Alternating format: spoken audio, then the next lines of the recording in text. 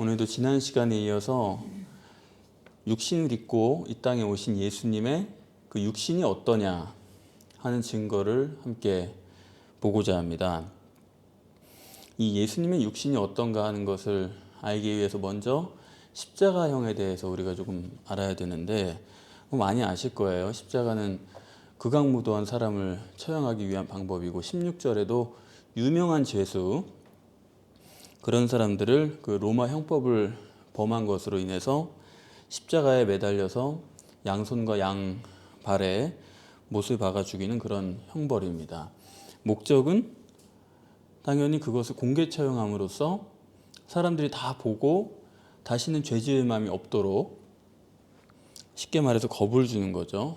지금이야 그 사형을 집행할 때도 그 고통을 좀 덜어주기 위해서 애를 쓰는 편이죠. 그리고 되도록이면 사람들이 보지 못하게 그런 곳에서 입회하는 사람들 안에서만 버튼을 누른다든가, 또 교수형을 한다든가, 약물을 주입한다든가, 사람들도 별로 보지 않게 하고 또 입회한 사람들도 그 사형 집행하는데 많이 관여하지 않도록 간단하게 처리를 하려는 그런 경향이 있습니다. 그러나 그때는 모든 사람이 보도록 아주 죄를 지면 이렇게 끔찍한 형벌을 당한다는 것을 보여주려는 거예요. 그렇기 때문에 하나 더 필요한 것은 이 죄수를 묶어서 형장으로 가서 직접 처형을 하는 게 아니라 형장까지 걸어가게 하는 겁니다. 감옥에서부터 가로목을 지고, 흔히 우리가 십자가를 다 진 것으로 생각을 하는데 그렇지 않고 그 세로목은 거기 있는 거고 가로목을 지고 출발을 하는 거예요.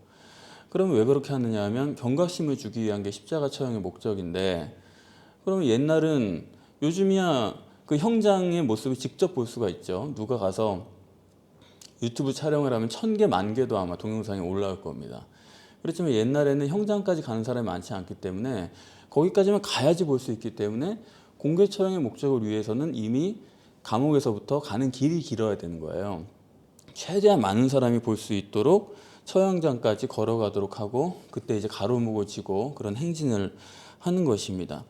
그러고 보면은 예수님은 십자가를 지지 않았죠.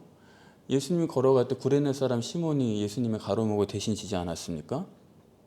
그러면은 공개 처형의 극치를 보여주기 위해서, 그 최대화하기 위해서 그 가로목을 지고 행진을 하는 건데, 어떻게 하다가 거기서는 예수님은 정작 죄수가 그걸 안 졌어요. 그러니까 참 이게 희한한 일이죠.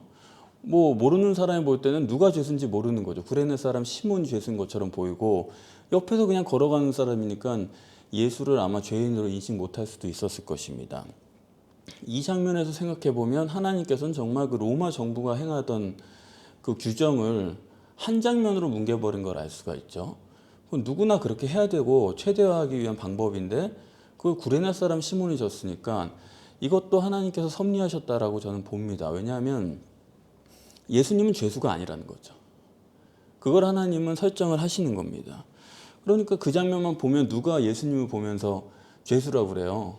그냥 누가 옆에서 걸어가나 보다, 이 정도로 생각을 하는 거죠. 다시 말하면 하나님께서 말씀하고자 하는 것은 예수는 사이비가 아니다, 정말 메시아다라는 것을 하나님은 말씀하려는 것입니다. 자, 그런데 이 십자가에서 사람을 죽인다는 게 참 끔찍한 장면인데, 26절에서 보시는 것처럼 이 못하러 이렇게 죽을 사람에게 채찍질을 하는 거예요. 26절에 보면 빌라도가 바라바 놓아주고 예수는 채찍질하고 십자가에 못 박게 넘겨졌다라고 했는데, 그 말은 뭐냐면 십자가에 처형당할 사람은 반드시 그 전에 채찍질을 당하는 게 로마의 법이에요. 그렇게 해야지만 그 법을 집행하는 의의가 있으니까요. 규정인데, 그래서 채찍질하고 십자가에 못 박도록 내어주는 건데, 그런데 왜 채찍질을 하냐, 그 점을 우리가 생각해 봐야 됩니다. 채찍질을 하고서 그 사람이 앞으로 다시는 안 그러겠습니다, 이런 개과천선의 계기가 있다면 채찍질을 하라고 그러겠어요? 그런데 왜 채찍질을 하는 겁니다. 그걸 사람들이 보는 것도 아니고 공개 처형을 극대화하는 장면도 아닌데 왜 굳이 의미도 없이 어차피 죽을 사람에게 채찍질을 하느냐. 한번 죄수의 입장을 우리가 거꾸로 좀 대보면요, 십자가를 지고 형장까지 걸어가는 것도 굉장히 좀 힘든 일이죠. 왜냐하면 이걸 내가 채찍질을 맞고 가로목을 들고 간다고 해서 내 형이 경감되는 건 아니지 않습니까? 아무런 유익이 없는 수고예요. 어차피 가면 죽는 건데 그 죽을 거를 향해서 내가 그걸 짐을 들고 간다는 것 자체가 끔찍한데, 그러면 어차피 죽을 사람은 그냥 말에 태워 가지고 가서 충분히 뭐 볼 수 있잖아요. 말에 태워서 가는 장면으로도 충분히 그 극대화할 수가 있는데, 왜 이렇게 십자가를 지고 가게 하고 그 전에는 또 십자가를 지기 전에 엄청나게 이렇게 채찍질을 해가지고 맞도록 하느냐? 그 왜 그러냐면 죽을 마음이 생기게 하기 위해서 그렇게 하는 겁니다. 십자가로 가기까지 벌써 죄수가 빨리 죽고 싶다, 이런 정도가 되도록 때리려는 의도가 있어요. 가로목이란 건 왜 지고 가냐? 그것도 생각해 보면 가로목이란 게 이제 대형 수갑이죠. 대형 나무 수갑을 차고 이 죄수랑 연결해 가지고 그걸 들고 가게 하는 건데, 왜 죄수를 수갑에 채우느냐? 그걸 항상 죄수는 수갑에 채우잖아요. 그게 죄수를 호송하는 그 교도관의 입장이 돼 보면 너무 명확한데, 왜 그러냐면 첫째는 가로목을 묶는 이유가 도주를 방지하기 위해서죠. 그거 차고서는 도망치지 못하게 해야 되니까. 이제 가면 죽잖아요. 그러니까 필사적일 수 있기 때문에. 둘째는 가다가 저항하지 못하도록 그런 대형 수갑을 채우는 겁니다. 달아놔야 그래도 함부로 행동을 못하죠. 그래서 만약에 그 사람이 가다가 분한 마음에 나는 뭐 로마군인 죽이고 탈출하겠다라거나 뭐 마지막으로 저놈들을 뭐 어떻게 하겠다거나 이런 마음을 품어가지고 사고를 낼 수 있기 때문에, 어차피 뭐 사형당할 사람 뭐 한 사람 두 사람 더 죽인다고 그 뭐 형이 늘어나는 건 아니니까요. 그렇게 아주 극단적인 행동을 못하도록 이제 그런 나무로 달아놓는 거죠. 그리고 세 번째는 자해를 못하기 위해서 그 나무를 달아놓는 겁니다, 사람한테. 왜냐하면 너무 그 고통스러우니까 가는 길이, 내가 거기 가서 죽느니 이 고통 당하는 여기서 죽어버리겠다, 갑자기 뭐 뛰어들어가지고 벽에다 머리를 박고 이렇게 죽을 수도 있고 뛰어내릴 수도 있고, 그렇기 때문에 함부로 자결하지 못하도록 그거를 방지하기 위해서 이 대형 수갑을 채워놓는 거죠. 그래야지만 되는 이유는 십자가형의 효과를 최대한 거둬야 되니까. 그 형장까지는 무조건 가야 되는 겁니다. 그래서 이 죄수의 호송관으로 볼 때는 이 점이 굉장히 중요한 거예요. 도주 방지, 반항 방지, 그리고 자해 방지를 위해서 가로목을 지고 가게 하는 겁니다. 그런데 그 전에 왜 채찍질을 하느냐? 같은 이유죠. 도주할 때 힘이 없게 하기 위해서 채찍질을 또 이중으로 하는 겁니다. 왜냐하면 아니 가로목 그 무거운 걸 묶어놨는데 사람이 어떻게 도주하냐? 아니 죽을 때가 되면 초능력이 생겨요, 사람이. 그 전에 아예 힘을 완전히 빼놔야 돼요. 그래서 채찍질을 때리는 거고, 당연히 뭐 같은 목적이죠. 또 반항하지 못하도록 힘을 빼놔야 되고, 자해할 생각도 못하도록 아주 힘을 빼놔야 돼요. 그 말은 뭐냐면 이 채찍질의 강도라는 것은 굉장히 전문성을 요한다. 채찍을 때릴 때 숙련도가 있는 사람이 때리는 겁니다. 힘이 남아서 도주한다거나 그러면은 십자가형이 안 되겠죠. 반항하거나 자해한다거나 그러면 이 법을 제정한, 이 규정한 이 효과가 덜해지기 때문에, 그것을 완성하기 위해서는 채찍질을 적당하게 잘 해가지고 이게 도망가지 못하도록 힘을 딱 빼놓고, 그 다음에 또 힘이 없어서 못 가도 안 돼요. 너무 때려가지고 또 그냥 난 못 가겠다 하고 길에서 그냥 쓰러져 버리면은 그것도 잘못하는 거죠. 그래서 이 채찍질이라는 거는 힘이 너무 남아도 안 되고 힘이 너무 없어도 안 되고, 딱 형장에 가서 빨리 죽어버리고 싶다, 그런 마음까지 품게 하도록 그렇게 만들어야 돼요. 우리는 아무렇지도 않게 채찍질을 했다 이렇게 생각을 하지만은 이거는 보통 전문가가 아니면 이건 못하는 겁니다. 사람에 대한 인식이, 이해가 정확해야 돼요. 어느 정도다 인간의 육체라는 게. 그런 점을 우리가 알아야 되고. 그런데 이 채찍질을 교도관이 한 게 아니고 군인이 했다는 점, 이 성경에서 군인으로 말하고 있다는 점을 우리가 좀 생각을 해야 되는데, 왜 군인이냐 하면 군인은 국가와 민족을 위해서 자기 목숨을 바친 사람이죠. 그게 군인 아닙니까? 자기 생명을 위해서 사는 사람이 아니고 국가와 민족을 위해서 자기 생명을 바치는, 죽으러 가는 사람이 군인이에요. 다시 말하면 성경이 말하는 군인은 뭐냐면 완전한 자기 부인의 모델입니다. 이 사람은 자기가 자기 생명을 가지고 있는 게 아니고 그 생명이 국가에 귀속이 되어 있는 거예요. 지휘관이 귀속되어 있는 거예요. 군인이 자기 생각으로 전투하는 군인은 아무도 없습니다. 서해교전이 났을 때도 북한으로부터 포탄이 쏟아지고 총탄이 날아오는데도 교전을 안 했다고요. 왜? 교전 수칙이 없으니까. 쏘지 마라 그러면 자기가 죽으면서도 총을 안 쏘고 죽는 게 그냥 군인이에요. 그렇기 때문에 완전한 자기 부인의 모델이 군인입니다. 두 번째는 뭐냐면 군인은 아담 후손의 완전한 모델이에요. 군인은 생각이 어떻고 마음이 어떻고 뭐 영적이고 그런 거 다 소용없습니다. 군인의 최우선은 육신의 생명이에요. 그게 가장 귀중한 겁니다. 또 군인은 과정? 그거 필요 없어요. 결과만 중요한 겁니다. 군인들은 다 필승 이렇게 하지 않습니까? 필승 아니면 뭐 져도 되느냐? 안 돼요. 지고 나면 남는 게 아무것도 없어요. 지면 그냥 전무기 때문에 수단과 방법을 가리지 않고 이겨야 됩니다. 전쟁하면서 신사적으로 하지 그걸 뭐 뒤로 돌아가고 밤에 잠잘 때 공격하고 그러면 되나? 정정당당하게 병력을 가지고 대결을 해야지. 그거는 말도 안 되는 얘기죠. 전쟁은 무조건 결과가 중요한 거고 지면은 남는 것이 하나도 없기 때문에 가시적인 결과만 중요시하는 아담 후손의 모델, 그거야말로 군인의 전형입니다. 그리고 세 번째는 이 채찍질하는 군인이 누구냐? 유대인이 아니고 로마 사람이라는 점이 굉장히 중요해요. 다시 말하면 제3자다 이겁니다. 예수에 대해서 경험을 가진 사람이 아니다. 유대교에 대한 이해가 없는 사람이기 때문에 유대교인으로서 아마 예수님을 때린다 그러면 감정이 실릴 가능성이 많아요. 예수님을 바라보는 시선이 곱지 않을 겁니다. 그런데 감정을 갖고 때리는 게 아니라 로마 군인은 자기 직업으로 아주 객관적으로 하는 사람들이에요. 다시 말하면 군인들이라는 건 뭐냐면 예수를 평가할 수 있는 가장 완전한 사람이다. 그런 증인이 되는 것입니다. 그래서 예수님의 육체를 평가한다고 할 때 바로 이렇게 완전히 자기 부인하고 완전히 가시적인 결과만 기준으로 가지고 있고 그리고 완전히 객관적인 선입견이 전혀 없는 유대교인이란 분명히 선입견이 있을 텐데 예수를 그동안 전혀 경험해 본 적도 없고 뭐 소문도 관심이 없는 이방인이 이걸 집행했다는 점을 우리가 볼 수 있어야 돼요. 그래서 이 본문에서 말하는 예수를 채찍질하는 사람은 전문가다. 이거 우리가 알아야 되고 그 말은 예수님의 육신에 대해서 완전하게 평가를 할 수 있는 사람입니다. 마치 의사와 같은 사람이에요. 이 사람은 요만큼 때리면 요 정도 가겠고 이만큼 때리면 이거 죽을 거고 요만큼까지만 때려야지 형장에 가서 죽을 마음이 생기겠구나. 그걸 알고 그만큼만 만들어 놓고 때릴 수 있는 사람이 바로 채찍질하는 군병이다. 그래서 오늘 본문에 관정 안에서라고 했는데 이건 뭐 요즘 말로 그냥 관청이죠.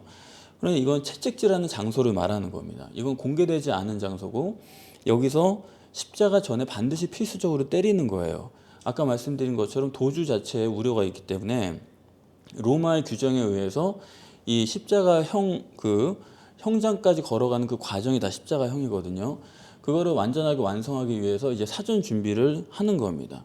거기서 때리는 건데 딱 거기서 제일 중요한 거예요. 거기서 잘 때려놔야 이게 완료가 되기 때문에 그럼 이거 채찍질하는 군인은 이건 전투병이 아니고 정확하게 채찍질만 하는 군인이에요. 그게 이해가 되시죠?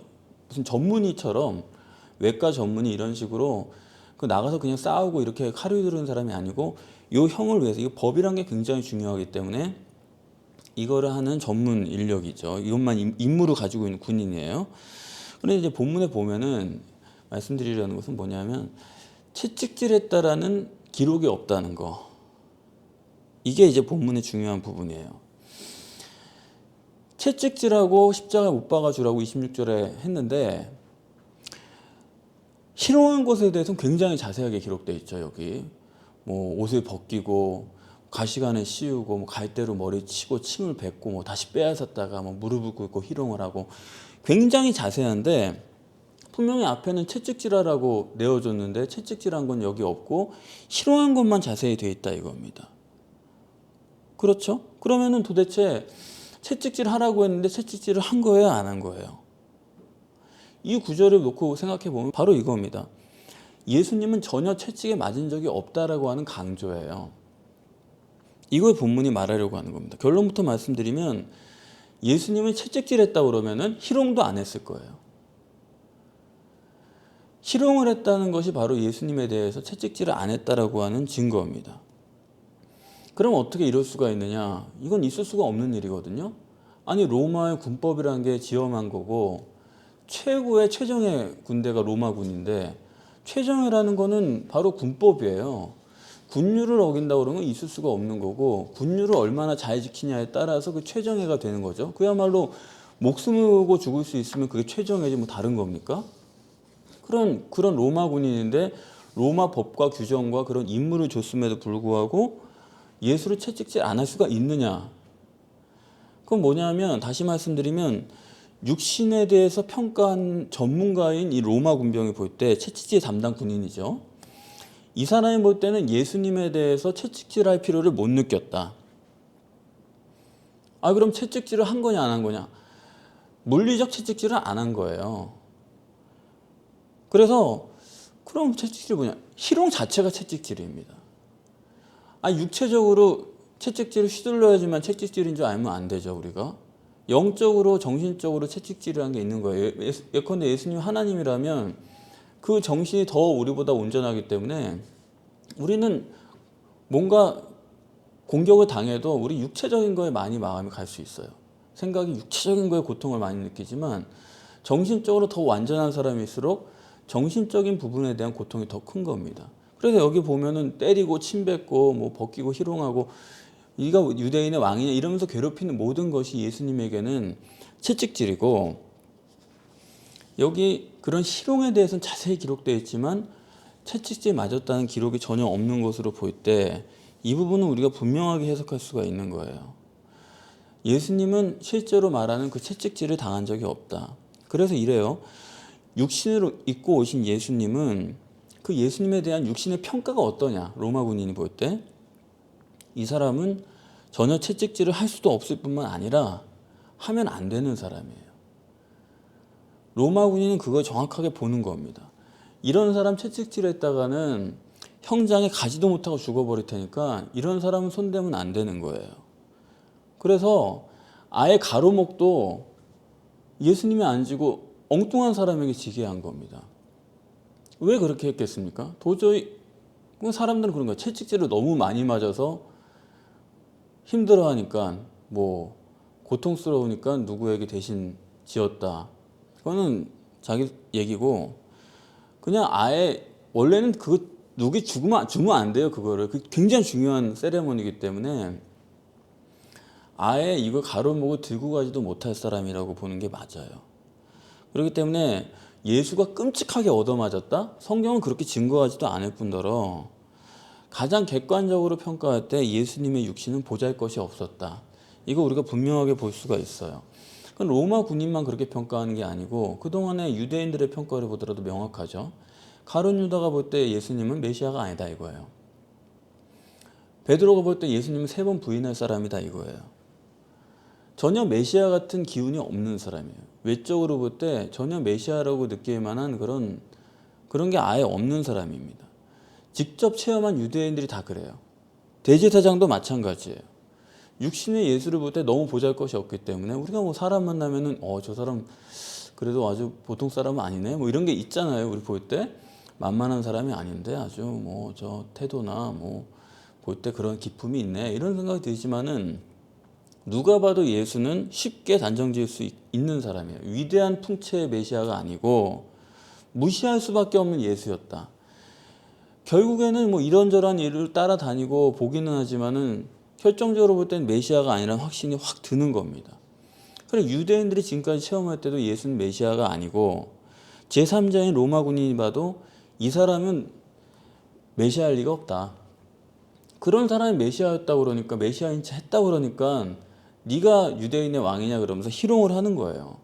희롱했다는 게 뭐냐면 정말 그럴 만한 그렇게 안 보이는 인간이 그랬다고 하니까 희롱이 되는 거죠. 그렇지 않습니까? 정말 유대인의 왕 같은 사람이 풍채가 있고 기품이 있는 사람이 그랬다 그러면 누가 그렇게 감히 이런 식으로 희롱을 해요. 희롱했다는 것 자체가 벌써 야 너가 왕이면 나도 왕하겠다 이런 게 딱 보인다는 거죠. 그래서 우리는 흔히 예수님이 여러분 예수님이 전능하신 하나님이라는 게 뭐가 문제가 됩니까? 도대체 하나님에 대해서 우리가 예수님 하나님이라는 데 대해서 그걸 뭐 어렵게 말할 사람은 아무도 없을 거예요. 예수님이 하나님이라면 하나님인 거죠 뭐. 그런데 중요한 건 뭐냐면 예수에 대해서 알 때 그분의 육체가 어떠냐 이거예요. 문제는 언제나 육신인 겁니다. 그래서 육체에 대한 최선의 평가자가 볼 때는 예수님의 육신은 절대 메시아답지가 못했고, 가까이서 본 유대인들이 볼 때도 메시아는 아닌 것 같은데, 누가 봐도 그런 모습이고 그런 말투고 그런 태도였다. 그러니까 예수를 볼 때는 전혀 본받을 만한 게 보이지 않는. 그래서 우리가 흔히 뭐 사진이나 그림 같은 데 보면 예수님은 뭐 키가 크고 얼굴이 잘생기고 뭐 또 우리가 생각하잖아요. 뭐 눈빛이 뭐 아름다웠을 거야. 뭐 인물이 좋을 거야. 근데 성경에 단 한 번도 예수님의 인물에 대해서 쓰지 않았다라는 거, 제자들은. 굉장히 중요한 부분입니다. 다윗만 해도 잘생겼다고 썼고, 요셉도 인물이 좋다고 그랬고, 사울도 인물이 좋다고 그랬고 다 썼는데 아무 말도 없다는 거는 인물은 없는 분이에요. 그래서 지금 예수랑 가장 가까이 있었던 사람들도 예수님의 인물에 대해서 그렇게 평가하는 거고, 가장 육체에 대해 전문가인 로마 군병도 이 사람은 메시아답지가 못했다. 너무나 빈약한 사람입니다. 너무나 초라한 인간이기 때문에 채찍질도 못할 정도로 그런 사람이기 때문에. 그런데도 그들이 그렇게 보고 이렇게 썼는데도 불구하고 우리는 그냥 보지도 못한 사람들이 전부 다 자기들이 믿고 싶은 생각으로 예수를 그리고 생각을 하고 자기가 원하는 대로 예수를 만들어 놓는 거죠. 그래서 우리가 예수에 대해서 알고자 하는데, 안다는 게 뭐 하나님에 대해서만 아는 겁니까? 예수의 육신에 대해서도 아는 거고, 말씀이 육신이 되었으니까요. 거기에 다 그 예수님의 육신을 보면서 거기에 다 하나님의 말씀이 들어있는 거예요. 그럼 예수님의 육신에 대해서는 우리가 상상할 게 아니라 성경에 의해서 근거를 가지고 생각을 해야 되고, 구약 성경에서도 이미 예수는 흠모할 것이 전혀 없다라고 했죠.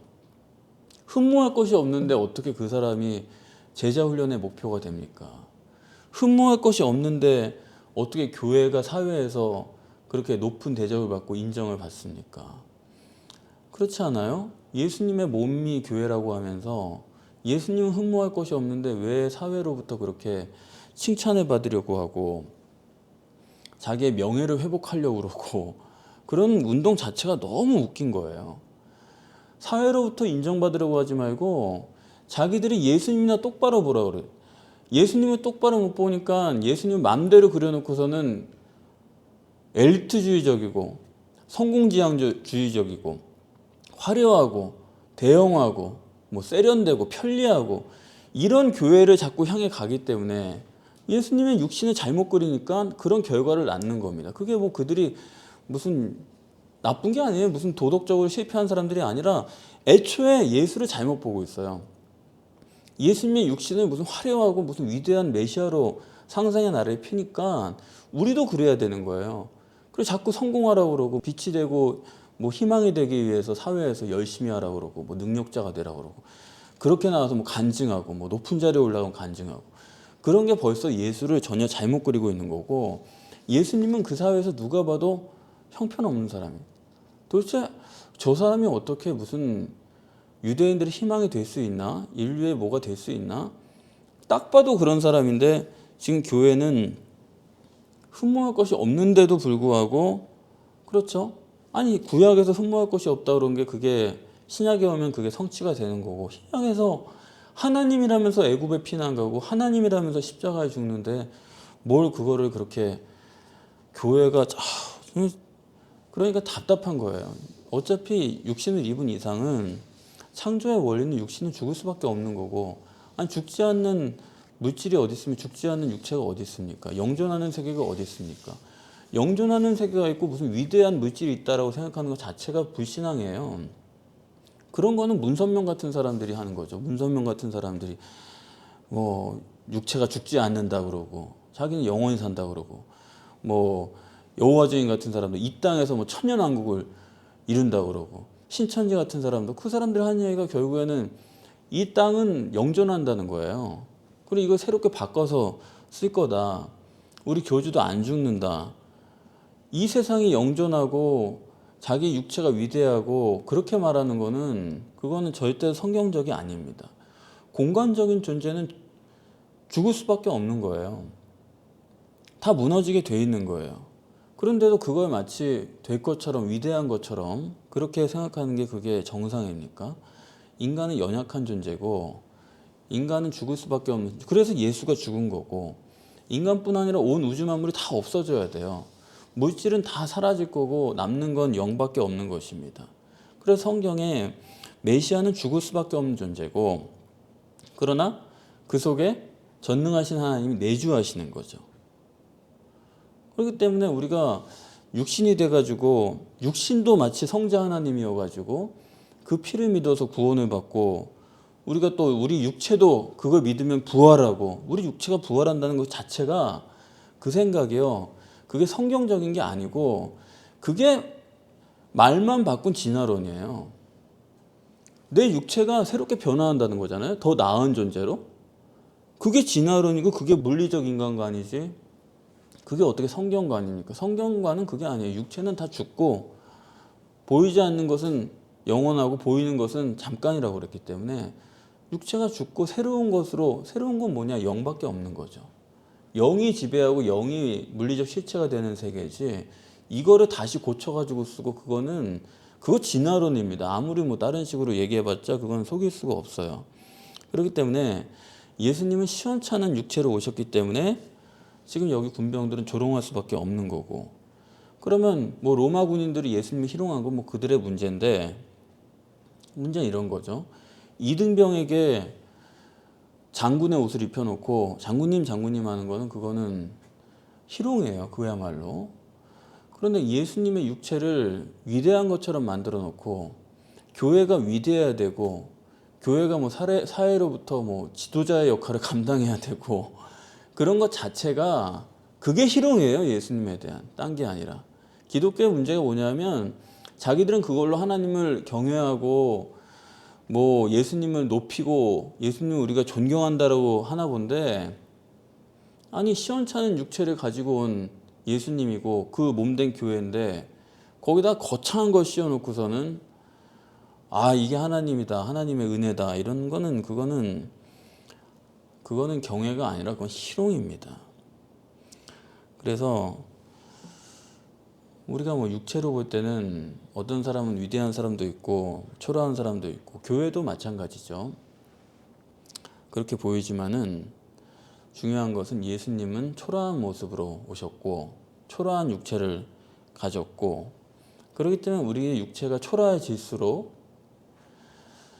우리의 현실이 초라할수록 거기서 우리가 해야 될 일은 뭐냐면 영적인 것을 더 추구하는 거예요. 나이가 들수록 더 영적인 것에 관심을 가져야지. 그런데 사람들이 나이가 들수록 더 물리적인 데 관심을 쏟는다 이거예요. 그렇기 때문에 그거는 천국 갈 준비가 안 된 거고 갈 수도 없고 우리가 괜한 데 관심을 둘 게 아니라 정말로 내가 영적으로 사는 게 무엇인가 육체를 포기하고 영적이 되는 것에 대해서 그것을 극대화하는 쪽으로 모든 것을 디자인을 해야 된다. 그게 기독교지. 그렇지 않고 아무리 뭐 쌓아보고 아무리 뭐 그걸 세련되게 만들어 보려고 해도 명예회복이란 건 없어요. 육체가 어차피 초라해가지고 죽을 수밖에 없는 육체인데 무슨 명예가 어디 있어요? 교회에 그런 게 없는 거죠. 사회로부터 인정이 어디 있어요? 없는 거죠. 사회한테 미안한 게 어디 있어요? 교회가 미안하긴 뭘 미안해요? 우리가 지금 너무나 육체 위주로 교회가 짜여져 있기 때문에 성경이 말하고자 하는 구원과 교회로부터 굉장히 멀어져 있다. 그것이 오히려 하나님께는 경외가 아니라 희롱이 되고 있다라는 점을 깊이 인식을 해야 됩니다.